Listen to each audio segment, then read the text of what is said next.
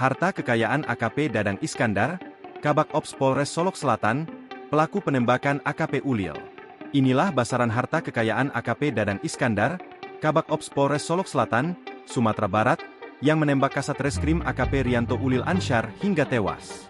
AKP Dadang Iskandar menembak AKP Ulil Rianto Ansyar hingga tewas pada Jumat, 22 November 2024, pukul 00.43 waktu Indonesia Barat.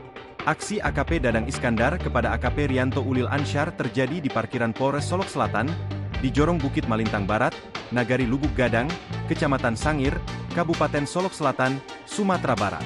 Berikut harta kekayaan Kabak Ops Polres Solok Selatan AKP Dadang Iskandar.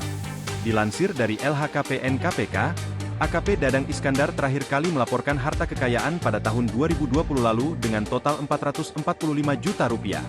Berikut rinciannya: tanah dan bangunan senilai Rp260 juta, alat transportasi dan mesin Rp239 juta, harta bergerak lainnya Rp24 juta, kas dan setara kas Rp22 juta, hutang Rp100 juta. Subtotal kekayaan AKP Dadang Iskandar sebesar Rp445 juta. Sebelumnya, Kepala Satuan Reskrim, Kasat Reskrim, Polres Solok Selatan AKP Ulil Rianto Ansyari, tewas ditembak Kabak Ops Polres Solok Selatan, AKP Dadang Iskandar. Dari informasi yang diperoleh, penembakan terjadi pada Jumat, 22 November 2024, pukul 00.43 WIB di parkiran Polres Solok Selatan, di Jorong Bukit Malintang Barat, Nagari Lubuk Gadang, Kecamatan Sangir, Kabupaten Solok Selatan, Sumatera Barat.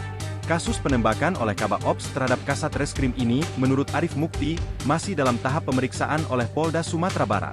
Begitu juga dengan motif penembakan, masih menunggu hasil pemeriksaan dari Polda Sumbar.